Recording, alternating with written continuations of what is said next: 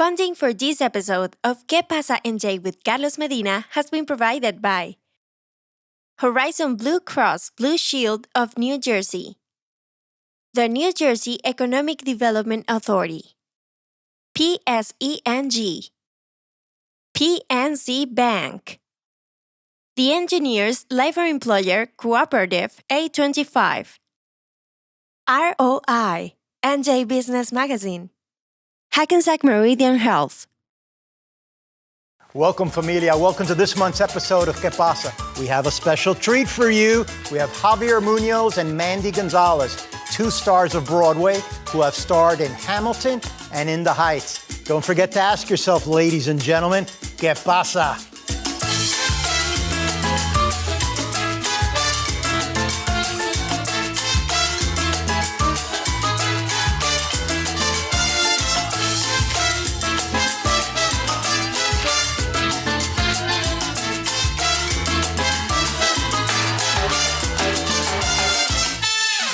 And our guests for this very special episode are Javier Muñoz and Mandy Gonzalez. Welcome to Qué Pasa. Thank you. I recently had somebody on, Bianca Marroquin, who I know you just performed with. Mm-hmm. And we talked about being bilingual as a superpower. Mm-hmm. Tell me what you guys feel about being bilingual, and do you agree? Do you feel it is a superpower? I tell you what, growing up here in Brooklyn, New York, right, in the education system that existed back in the 70s and 80s, it was not a great thing to speak both languages. My parents were so scared about opportunities for me that my Spanish is so minimal, right? They wanted to focus on English so that I could have great opportunities within education. And it's now that I think it is a superpower. Now it is. I think it's expected at this point to be bilingual. So I've been training myself to learn more and more and more as I go. But not only is it important in business, but creatively, for what we can present, our stories and how we can present them. I think it's become more important. Sure. Absolutely. I think I'm very similar to Javi with how I grew up. You know, my father is Mexican-American, my mother is Jewish-American, and so Spanish wasn't really spoken in my household. And I remember my father talking about how he grew up. And my father grew up as a farm worker. He traveled all around the United States, and he didn't start school until I think he was about 8 years old when they settled in Northern California. So my father didn't speak English at all. And at that time, in the, I guess late 50s, early 60s, it was not encouraged to speak both languages. And even though my abuelos spoke very little English, it was always encouraged to speak English for my father. And kind of, I feel like the Spanish in the school system was you were a little shamed for speaking Spanish. And so I think with us, it was, he didn't push that as much. And so as an adult, I've had to, and as a, teenager, I've had to learn on my own. And, sometimes as much as I've learned, I still am a little very self-conscious sometimes about, my accent and things like that, and not being a native, Spanish speaker. Oh, that's great. Those are interesting perspectives that I hadn't thought about, so that's really great. You've both played iconic roles on Broadway. Yes. Usnavi. Yes. Yes, Nina. Right. Nina. Yes. Skylar's sister. Elphaba. Yes, all of it. Tell me what attracts both of you to these roles, and what excites you about that storytelling, being able to tell through the lens of these characters. You want to go ahead? Sure, yeah. Usnavi specifically, In the Heights was, for me at the time, in this industry, in terms of theater, regionally, on Broadway, in New York, everywhere, it was so difficult to be cast as a minority in this industry. So In the Heights coming along, and all of us being from one part of our culture or another, and full representation with full integrity and dignity and pride, it was the biggest turning point in my career. And I think we all carried that that responsibility that this was breaking through in terms of our industry and representation. That's, I think, the most important thing that drew me to In the Heights, and what fed each performance as Usnavi when I finally took over, was to maintain that, you know. And then Hamilton was a beast and a half, but that, you know, it became an entity of its own. It had an energy of its own. You know, I remember so clearly standing across the street from the Public Theater before our very first preview, before the public was going to get to see this and know this show. And I took a photo from across the street just to remember that moment of, this is the last night this will be ours. And after this, it's like, who knows what it's going to become, but it's going to belong to everybody else. And, you know, obviously it became what it became. And it just became a responsibility to make sure that every single performance was at my absolute best, where whatever degree that could be, because folks were waiting so long to come see that show. It was always a special occasion for someone, and you just, you know, you had to pull it up. 2-show day, find that energy, get through it. 3 hours. Yeah, yeah, exactly. You know, but please. No, I think, well, my career on Broadway started in 2001. I was in a show called Aida, Disney's Aida. And then from Aida, I went to another show called Dance of the Vampires, which didn't do as well. And then I went to another show called Lennon, which didn't do as well. And I then went to meet Lin-Manuel Miranda and Tommy Kail and became a part of In the Heights. I know that your journey with In the Heights started before mine. Just a little bit. A little bit before, but it was the first time, In the Heights was the first time where I really felt like I was home, you know. And I think being in the room with other Latinos and feeling like we were telling this story that was so, so important. And I know for us, we've both had our own journeys about being Latinos in this business. And for me, as a young Latina, I was told to change my name. I was told that I would never, I was too ethnic for this. I wasn't ethnic enough for this. You know, and so within the Heights, I felt like I could just be me. Yeah. And everybody in that room, we all had a very similar story. Yeah. And so I think when you start in this kind of business, you hope to be a part of something like that, you know, and then when you actually get to do it. And now when we do our show and we get to see younger people coming of all backgrounds and saying, oh, that's my story. And, you know, this is the first time I saw a musical and I really liked the music and it was part of it. I feel so proud to be part of that. Yeah. Representation and diversity are very important themes on Broadway, important. And you're both vocal advocates. Yes. And you've both touched on it in your answer, interestingly enough. So tell me more. How's Broadway doing? How can we do better? Do you see incremental change? Incremental. I mean, it is a slow process, slower than I wish it would be. I think we have much further to go in terms of representation and opportunity, and who's telling our stories. But I have seen growth and I have seen change, and I remember, I can actually like chart the moments where I was in, you know, suddenly in the room, in the waiting room for my callback as the only person of color in the room for the callback, right? And it was like, that's a step. Okay, Yeah, so they're seeing me now, right? And now being able to go to audition and the callback processes and see the room filled with us. Filled with us, right? And that's yes, right? So like has been growth, and even in terms of writing, in the types of characters that we get to play, as opposed to, you know, when I first started in this industry in the 90s, and it was thug number 1 and drug dealer number 2, and it was like, I'm not doing this. What do you know?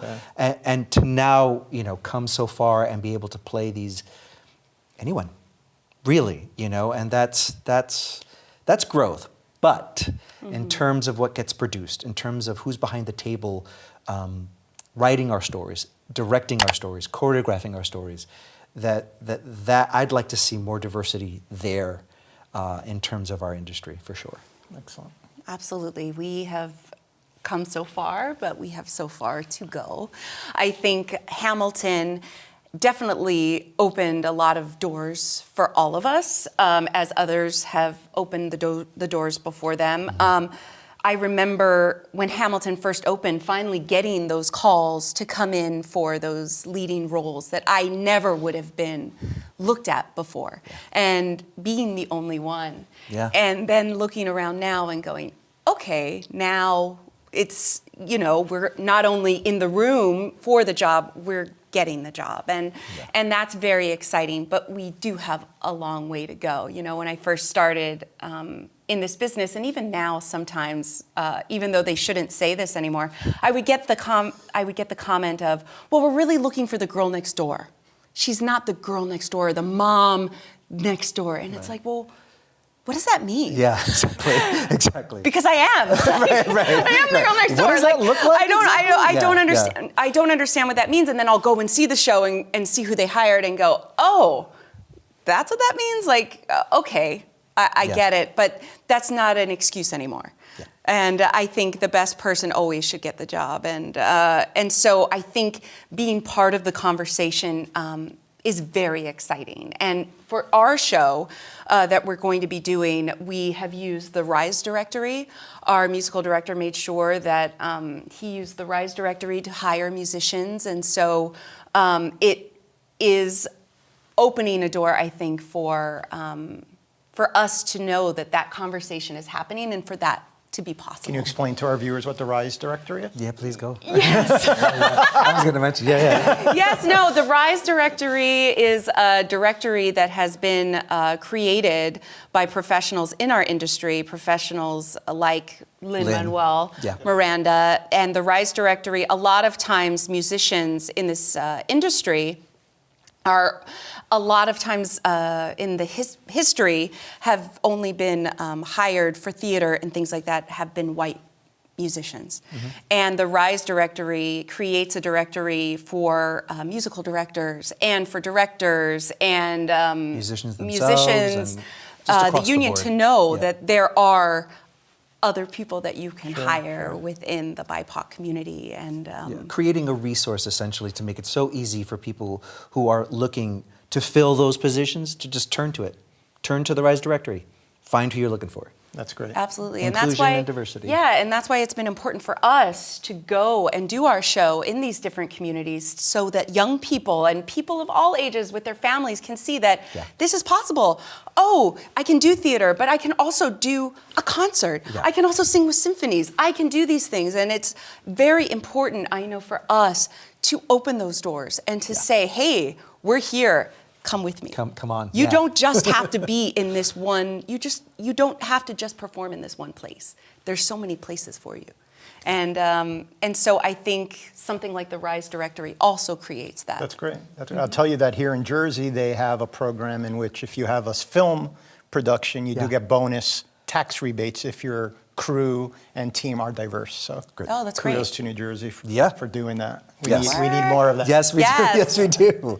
You've both shared the stage with some amazing actors and actresses in your career. Oh, yes. What has been your favorite collaboration? Oh, my gosh. Oh, well, I mean, you have collaborated with, I think, Lynn, as, you guys sharing these roles, and that must be... It's completely unique. It's its own thing.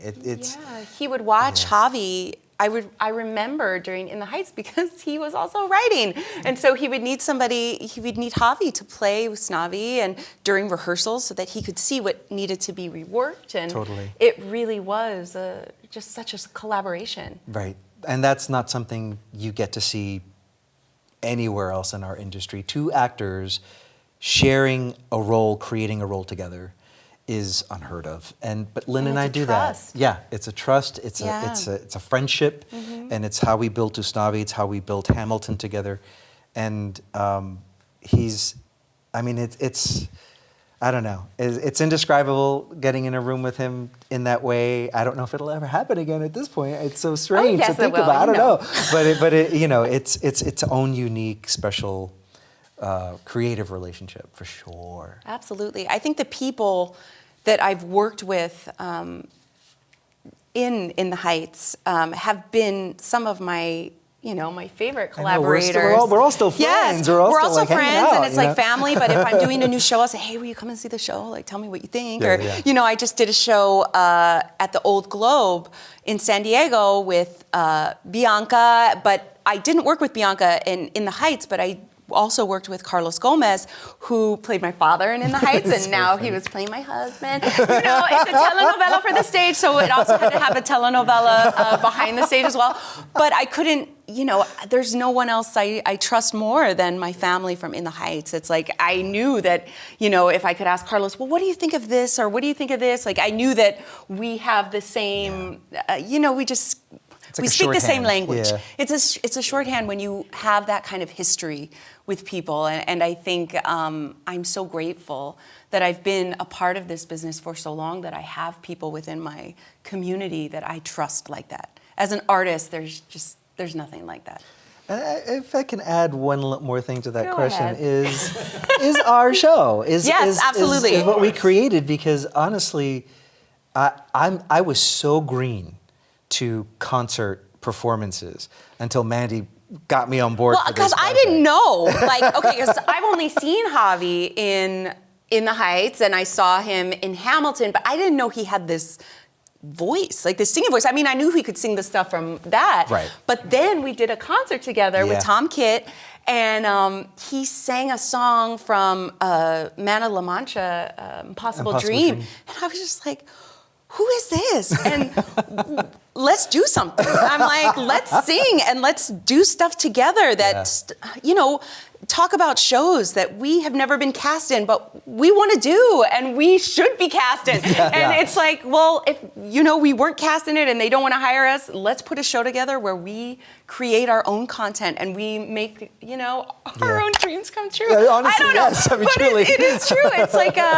it has been this constant conversation, and it's a wonderful way for us to see each other and to connect. Gosh. But also, we have gone to places that, in this country that we haven't ever been to before. Ever. And it's like, man, we're telling these stories to a whole new community, and it's exciting, I didn't think we'd go to Kentucky. No, that was an experience. Yeah, but there we are, and people are like, yeah, we love In the Heights, we love Hamilton, and it's just like, hey, but they haven't been able to go and see those shows. Right. But Right. we are able to go and to bring our love of not just each other, but of that material to everybody.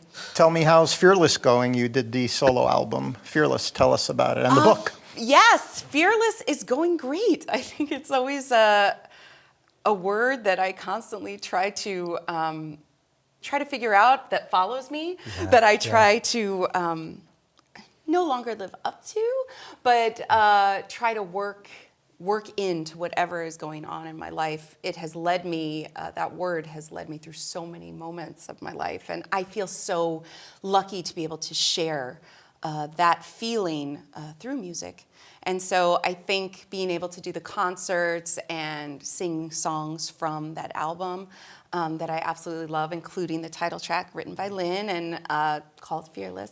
And then to create stories for young people with my Fearless series. I just released my third book of the Fearless series, and it has been a true joy to meet so many young people that have read my books, and to see themselves and to go, oh, maybe I want a career in this crazy world of the arts. But it has to start with seeing yourself. Exactly. And as role models, both of you, and talking about giving back, tell us how do you give back? Tell me, what are some words of advice you'd give to aspiring performers who want to try this crazy career that you guys have successfully navigated? I'll tell you, somewhere around my freshman year in college, I discovered that I had a deep passion for activism. And that has grown alongside my art and my craft. And so to me, they are one and the same. So the roles that I select and the projects I say yes to, I'm always thinking about what is this message to a younger version of me somewhere? watching this, to my nephews, to some minority somewhere who's going to see this and experience this, and trying to portray characters that somehow connect to the activism that I believe in and support. And I think they feed each other, and that's my way of trying to give back. Words of advice, I mean, I would say that I know this gets said a lot, but I mean, truly, there are far enough messages out there that will try to convince you that you are not enough, that you are less than, that you should not. And my strongest advice is, do whatever you need to do to, block that messaging. Be the kindest and gentlest to yourself, because you can and you should. Whatever the dream is, pursue it, because you deserve it. You deserve to try. And that really has to start with a gentleness and a kindness and a love within you for yourself. So that's the thing to preserve. No matter all the stuff that happens in the industry at any given point, even to this day, doesn't matter how long you've been in the industry, stick with that. Let that be your root and your core. Oh, absolutely. The work that Javi does is so inspiring to me. Not just work as an artist, but his activism, his advocacy, it has inspired me to also become more of an advocate, more of an activist in things that I believe in. And so it's important to us, wherever we go, to meet with young people within the community. Yes. We try to do a master class with a teacher that is an arts teacher within the community, that's local, that has students that want to work with us, like a master class. Like, we really try to make that possible. And then we also invite students from that master class or that work with that teacher to come on stage with us for the last 2 songs. Because there's nothing like, I couldn't imagine being a young person, but there's nothing like when somebody that you admire invites you to stand with them. There's nothing like that. That you never know who's up there, who's the next, Javier Muñoz, or the first, Right. Yeah. And for me, I think the advice that I always give, and I might have said this when we were talking before with Destiny of Desire, is from a Pablo Neruda poem, which is, traveler, there is no trail, the path is made by walking. And you can see my life and think, oh, it's so fabulous, and that's what I want to do, and I'm going to be like Mandy Gonzalez and like Javi, and I'm going to, do a show like In the Heights and this and that. And it's like, that's great. Start there. Start with all those dreams and wants, but just start. Take that first step forward, and you never know where your path is going to take you. My path took me on so many different, ways before I got to In the Heights, and so many different ways that all of my heroes never took, But it was my journey and my path, but you have to start in order for that journey to open up to you. You may start in a world that thinks, I'm going to be an actor, I'm going to be this, and then you go, oh, I really like lighting design, or I like sound design, or I like stage management, or I like company management. I like doing, the behind the scenes stuff better, but you have to start in order to get where you need to go. Sure, that's great words. So you have a little show coming up. Yes. Tell me about it. A little show, a big show. Big show. We are going to be at the Mayo Center in Morristown, New Jersey, my hometown. And I'm so excited. We're bringing our show, Hitting New Heights, on September the 29th. And we will have students that will be up there for our finale from the Mayo Center. They have their own educational program, and those students will be singing with us that night. But we will be doing a show that, is about us. It celebrates us, our friendship. the shows we've done together. Yeah. And our love of theater. And you will see songs from In the Heights. You will see songs from Hamilton. Yes. We encourage lots of people to sing along. There's a lot of sing-along in our show. Yes. And and even if you don't ask people to sing along, they just start singing along, and that's it's awesome. It's awesome. It's yes. awesome. It's a celebration of our friendship. It's a celebration of our life in the theater, and it continues to grow and change. And so, if you've seen this show before, come back and come it's again, because it's all joy, especially after coming back after lockdown and pandemic. When we got back on the road with this show, it was just like light, joy, fun. Come have a good time. Yeah. So I want to put you on the spot. Give our viewers a taste of what they're going to experience in September at the Mayo. Oh, okay. Can you remind me of what it was like at the top of the world? There's a breeze off the Hudson. And just when you think you're sick of living here, the memory floods in. The morning light off the fire escapes. The nights in Bennett Park blasting big punt tapes. Summer. Stop there. Awesome. Love it. Thank you. That was great. Thank you for joining Qué Pasa. Thank you for having us. Yes. No, it's been wonderful. Thank you. I'm a big fan. Best of luck, and I'll see you September, what's the date again? 29th. September 29th at the Mayo in Morristown. Gracias. Thank you. Ladies and gentlemen, that's a wrap. You heard from the wonderful, illustrious Mandy and Javier, stars of Broadway. Don't forget to ask yourselves, ¿Qué pasa? Funding for this episode of Qué Pasa NJ with Carlos Medina has been provided by Horizon Blue Cross Blue Shield of New Jersey, the New Jersey Economic Development Authority, PSENG, PNC Bank, the Engineers Labor Employer Cooperative A25, ROI, NJ Business Magazine, Hackensack Meridian Health. This has been a production of the Modesto Educational Foundation.